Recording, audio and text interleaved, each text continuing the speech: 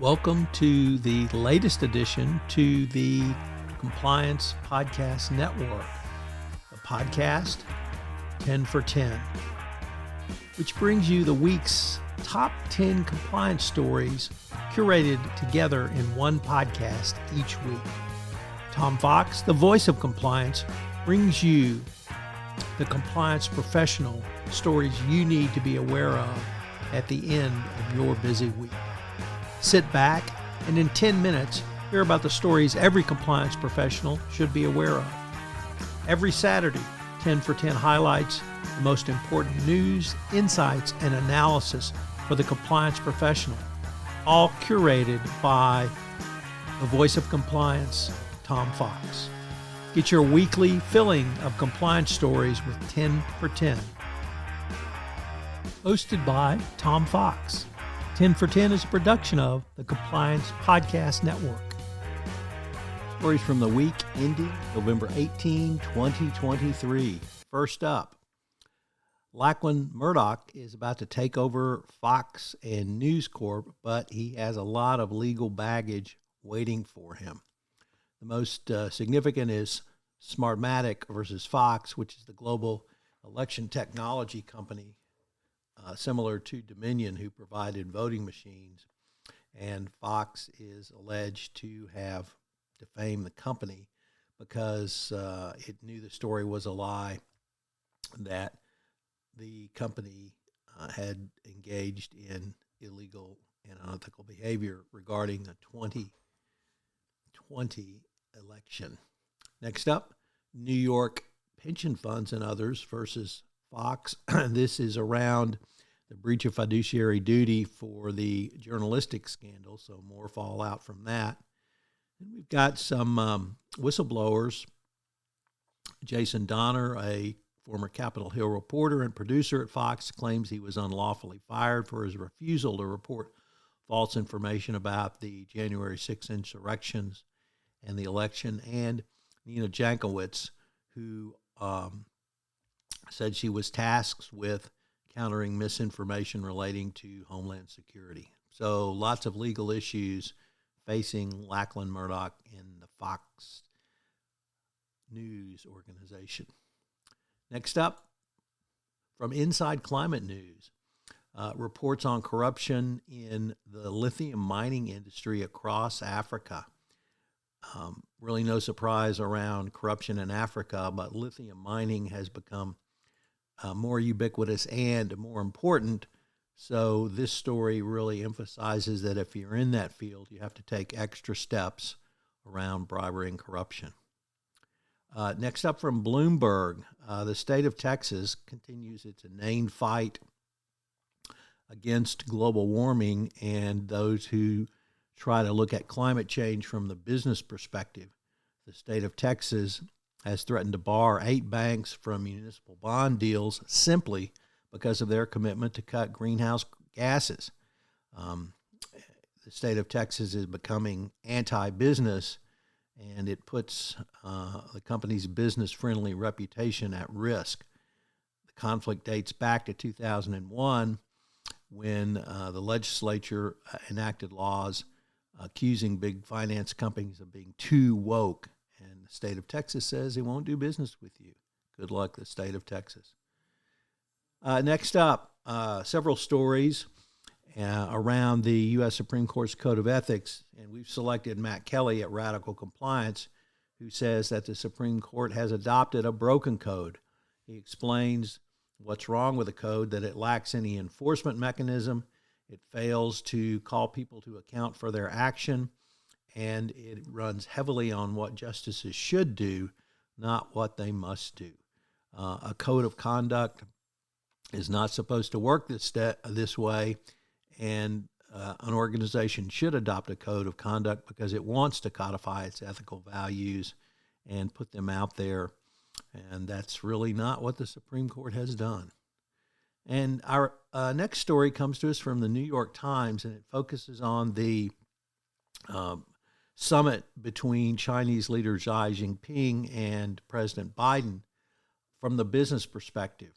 And Xi has said to businesses, China is open for business and we want your business. course, the problem is you could be arrested, your business could be shut down, you might not be able to get your cash out, and a wide variety of other problems. So if you're going to do business in China, do it with eyes wide open, and the proof will be in the pudding as to whether Xi is actually serious about opening the country back up for Western businesses and ratcheting down the tension between the United States, the West, and China from the business perspective. Next up from Reuters, more on the story of the bankruptcy judge who is living with a partner in a law firm while that law firm had active cases in front of the bankruptcy judge. Of course, the judge has resigned.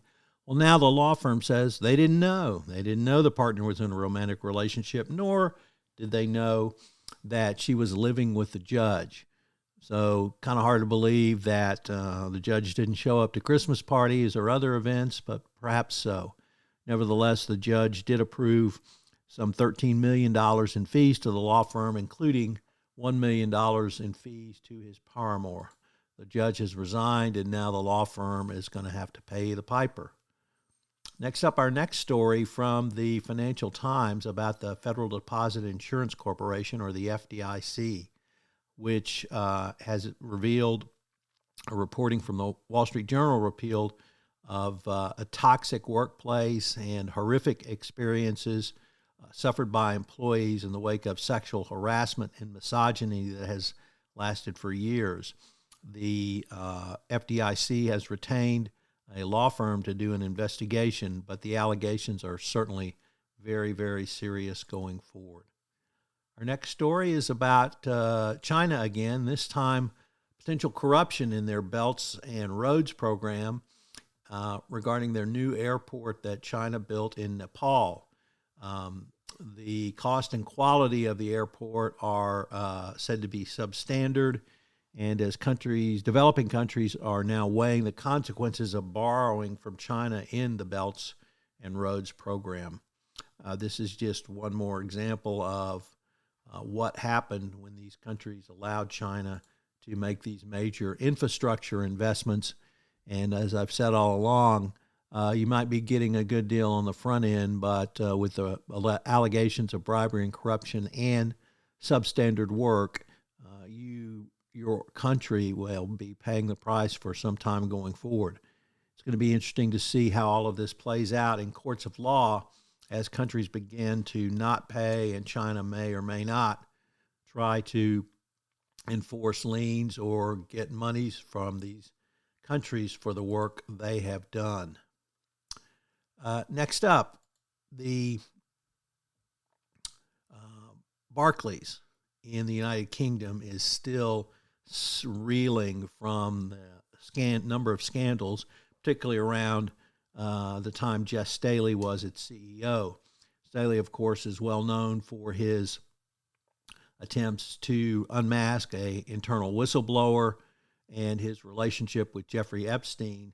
He has been barred from being an officer in the financial industry in the United Kingdom because of his statements around his relationship with Epstein. And in many ways, Barclays has really never recovered from this. Of course, the pandemic and other economic factors played a part, but the tone at an organization really starts at the top, and we saw that with the FDIC, and now we see it with Barclays. And our final story comes to us from the New York Times, which reports that McDonald's UK is having up to 2 reports of sexual harassment per week from stores in the United Kingdom.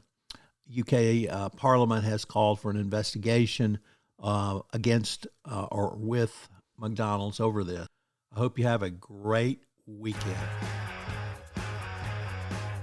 Thanks for listening to this episode of 10 for 10. As I mentioned in a prior episode, this is the one request I've received most often from podcast listeners of the Daily Compliance News to put together a summary at week's end so that every compliance professional can catch up on the news quite quickly. So I hope you will subscribe, rate, and review this new podcast addition to the Compliance Podcast Network family, 10 for 10. If you've got an idea for a podcast, I'd love to hear from you. I start many shows based upon ideas from listeners. So give me a shout. You can reach me at tfox@tfoxlaw.com. 10 for 10 is a proud member of the Compliance Podcast Network.